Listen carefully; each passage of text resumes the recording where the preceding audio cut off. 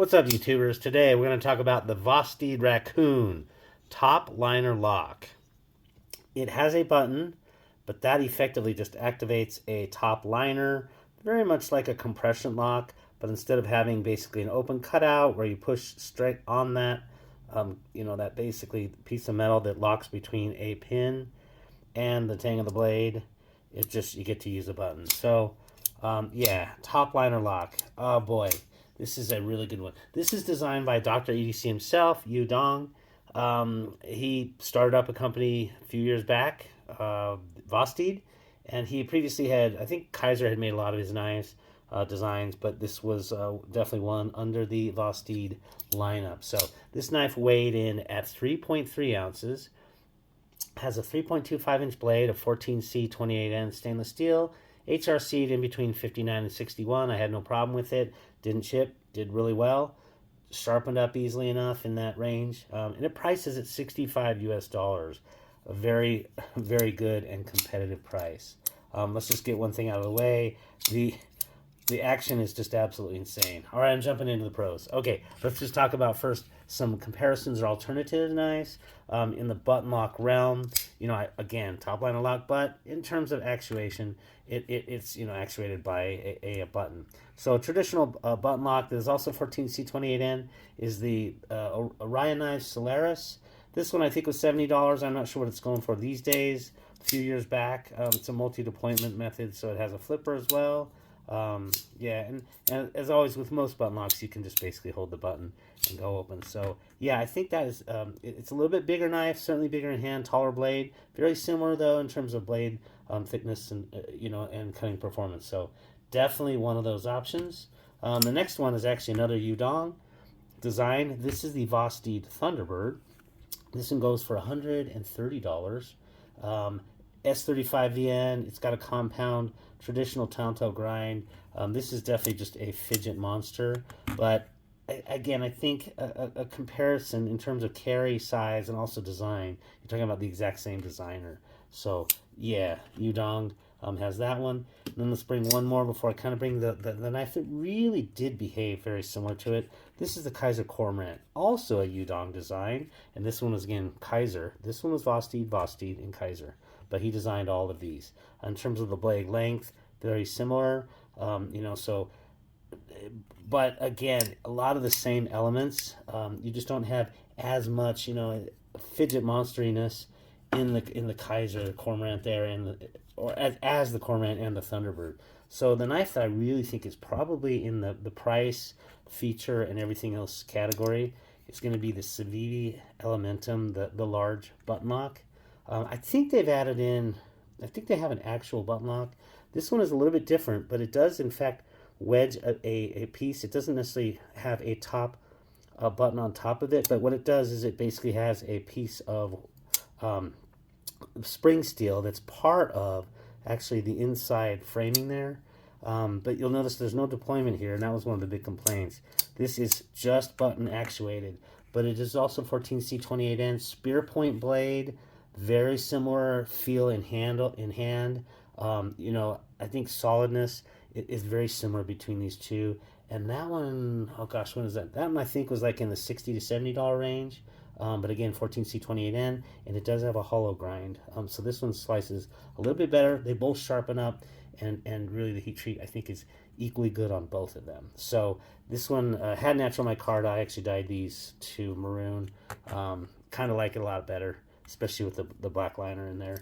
And then they also have the nice acid wash there. So I think really the Civivi button lock Elementum is going to be your comparison knife in there, especially given the fact that it's in that $60, $70 range, and this one's at $65. So very much, I think that's, when I held this the better part of about, I want to say 5-6 months out of the last year, just off and on in between other knives.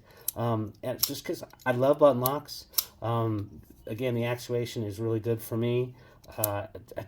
I don't know. There's something about it where I am a button lock dude, and this one being a top liner lock actuates the same way. The action is insane. It's on bearings. It's very, very good. And all I've literally done is just blown out. I have not had to oil it or anything, and it's been in my pocket for at least 5 months out of the last 12. So the action's really good. It's been solid and durable. No complaints about it. It's not loosened up at all. There's no blade play. Very good. Decent heat treat I talked about, but it's also very easy to sharpen. I sharpened that on the front end here. Well, I really more of a honing, but on Spyderco ceramic stones, it did just fine. And I probably had to do it about once a month when I would carry this, about 5 times. Takes off very little metal, does really good. I will say their edge bevel they put on it is in between 17 and 18 degrees. I tend to do my Spydercos at just 20 degrees, and so it has essentially made a second convexed, and it's approaching the secondary bevel at this point in time after all that sharpening. But a year's worth, and a 20 degree on top of a 17, it's done really, really well. So no complaints. And you know what? No chips on this thing. I've run into staples and other stuff. This is a very good and solid heat treat. So really no complaints there at all. Being a top liner lock, it definitely benefits from a true detent, and it doesn't shake out. This one, you can, oops, I actually hit the button there. But this one, the detent holds, and to shake it out, it ain't gonna happen. I can show you like one of the Orion Knife Solaris, which is a plunge.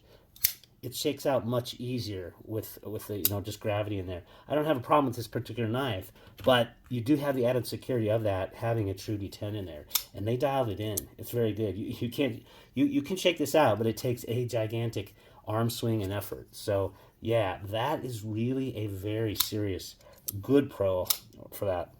This one actually stands on in what I call the sexy position if you want to take pictures of it, and the blade does not hit. So, I don't have really, I guess I could try this whole box. But you can kind of see that it stands in that sexy position, and that blade never touches. So, yeah, is that, you know what?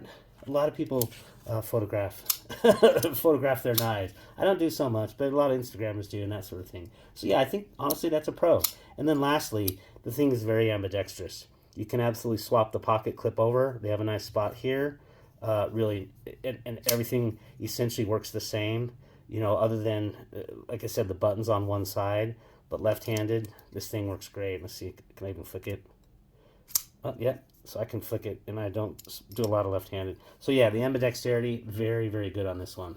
As far as the cons, this is an interesting one. They created what is supposed to, I think, essentially form like a forward choil so that you can kind of choke up and get on there. And I did on some boxes and things like that. But what I would say is with this being just a flat cant there instead of kind of a rounding on there, it does kind of push your hand forward. So there's a little bit of a risk of this forward cant pushing your finger in there. So you got to be really careful and just squeeze on behind here and make sure that your hand cannot slide forward, because that natural cant will send your finger forward, and you don't want the finger to go in there. Especially this blade definitely gets sharper than hell. So yeah, that would be the one thing. And then the last one is really from the particular model that I got. I bought this Christmas time last year. So it's like, oh, you know what? This is such a perfect one to carry for Christmas time because it has the snowflakes on it. Well, this is G10, and those snowflakes are actually milled out of the red layer. So there's a red layer on top of white G10, and it's milled out. Well, unfortunately, that creates very kind of sharp edges inside there. And so this was kind of a pocket terror. My pockets are already all essentially torn up anyway, but this one definitely did not add anything to the fray, and it just tore them even more. So I think if you get one of the models that I would definitely choose on this one in the future would be one of the micartas. It had good retention. I just scraped the end of this, and it kind of grabbed on a few door jams. It did fine. The spring steel on this for the pocket clip was really good. But like I said, just a little bit tight there, or not tight, but just a little bit of a tear action due to those little snowflakes. Overall, what would I say about this knife? I would say it is absolutely, this was on a lot of people's best budget knife of the year last year. They split them into categories because they do whatever, 1,000 reviews or something stupid like that. Not stupid, sorry, I don't mean stupid. They just do too many, and it's an unrealistic expectation. I do, a dozen or so knife reviews a year, and this one is absolutely worthy to splash around as budget knife of the year. I fully understand why they got that, and it is a perfect knife for somebody who just kind of wants easy to deploy, easy to retract. Even if you don't have a lot of skills with thumb studs and backside flipping, you can just push the button, let it roll out, and then it come back. Very safe. I felt very safe about this one with that top liner lock. Easy to sharpen. It literally takes about 2 minutes once a month, and then you can go at it. Start knocking on boxes. So overall, yeah, I think this knife really deserves the plaudits that it got last year. For me, it was just a review this year, and yeah, I think it is. This is definitely a very, very good knife. So hope this was interesting. If not useful, I appreciate the like and subscribe. If it was, have a great day. Take care.